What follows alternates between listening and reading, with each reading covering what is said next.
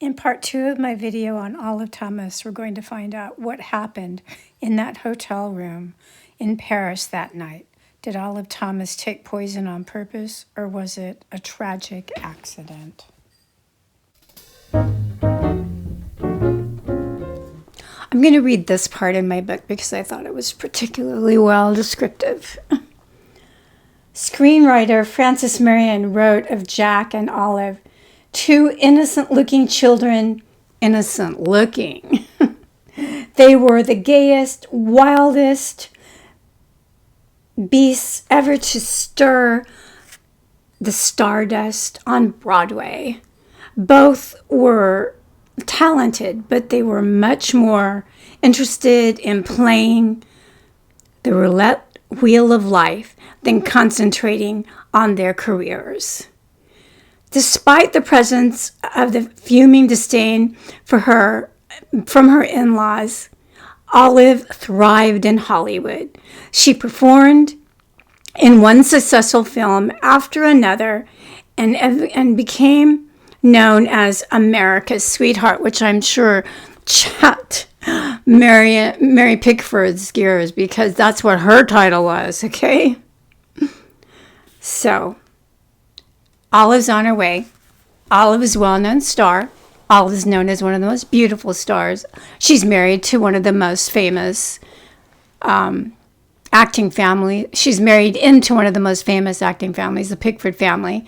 Mary Pickford's husband, Douglas Fairbanks, was probably the Brad Pitt of his day. He was just a swashbuckling, handsome, charismatic guy who was phenomenally successful. I mean, people still talk about him today. It's just a phenomenally successful person. And so she was kind of riding high the wave. So what happened to Olive Thomas? Because she ended up dead in her late 20s. She ended up dead at the height of her fame and her success. Let's take a look at what happened. Well, one of the things that happened was that when you marry to a philanderer and a drug addict and an alcoholic, he doesn't tend to change just because he's got a ring on his finger. And so Jack Pickford continued to party hardy every single night. He continued to take drugs. He continued to drink every single night. And he continued to have multiple affairs, even though he was married to Olive Thomas. He acted like the wedding vows didn't mean a damn thing to him. Well, this tended to upset Olive because she thought marriage meant something, I guess. Not in Hollywood, a lot of times it doesn't. So in a last-ditch effort to save their marriage, they flew off to Paris. It actually meant they sailed away to Paris. Passenger planes weren't a thing back then. In 1920, sort of like a belated honeymoon, I guess. All that did was ship the party boat over to Paris. They, every single night, both of them, out partying, like, Paris, they can party like no one, okay? And they would come home 5, 6 in the morning, and sleep all day, get up and do the whole thing all over again. I think they were trying to distract themselves from not being alone with each other in a hotel room for any length of time because they were really arguing and fighting, and it was stressful. So in order to not be distracted by the fact that their marriage is a sham and that it's falling apart, they would distract themselves with parties and continually party all the time. At one point, Jack Pickford left Paris and flew to London for a couple of days. He said he was flying for a shopping trip, like he can't shop in Paris. Yeah. A lot of people think he flew over to London because he flew to see another woman because him and Olive couldn't stand each other at that time. But he came back after a few days, and him and Olive picked up where they left off, partying and, drinking and drugging, and just pretty much picked up where they left off. So this can't last, obviously, and of course it didn't last. It ended in complete tragedy for Olive Thomas. I'm going to read this part in my book about exactly what went down on the night Olive Thomas died, or around the night Olive Thomas died. On September 5th at around 3 a.m., Olive and Jack returned to their hotel suite in Montparnasse after still another night of merrymaking. Jack immediately fell asleep, but Olive was restless, supposedly due to a headache. Pickford claimed that he awoke to screams coming from the bathroom. He rushed in to find his wife in a panic. "Is the mercury bichloride in the medicine cabinet?" she stammered. Jack checked and responded, "No, only the aspirin is there." She became hysterical and sobbed, "Then I have poisoned myself."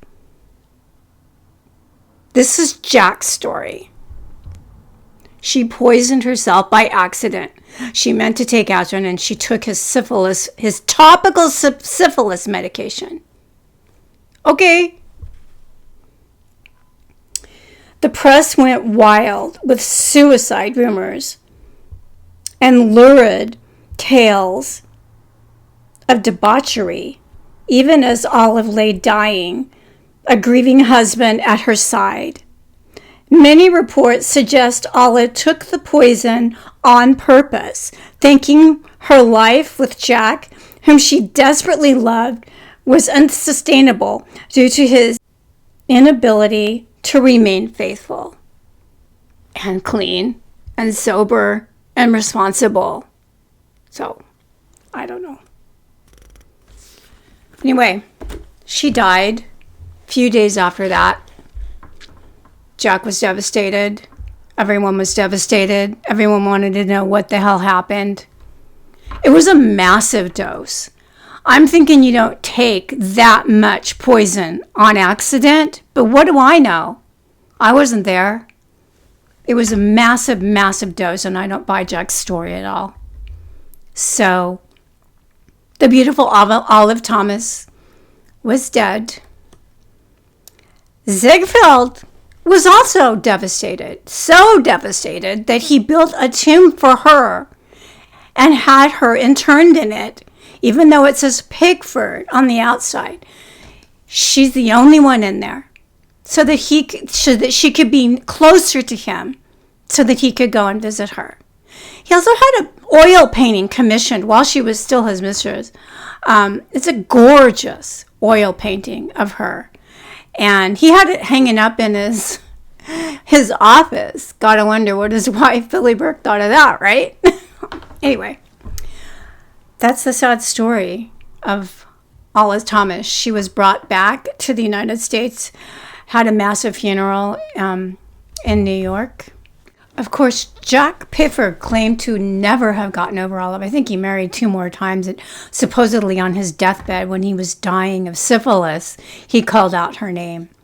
He actually died in the very hospital that she died at in Paris in 1933. I don't remember his age, but he was only in his 30s when he died, I think 35. So there you have it. Tragedy all around for Olive Thomas and Jack Pickford. She's in my book, Tragic Hollywood, Beautiful, Glamorous, and Dead. That's the first book.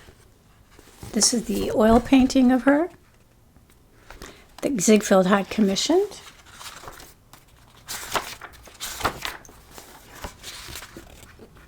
And this is her chapter.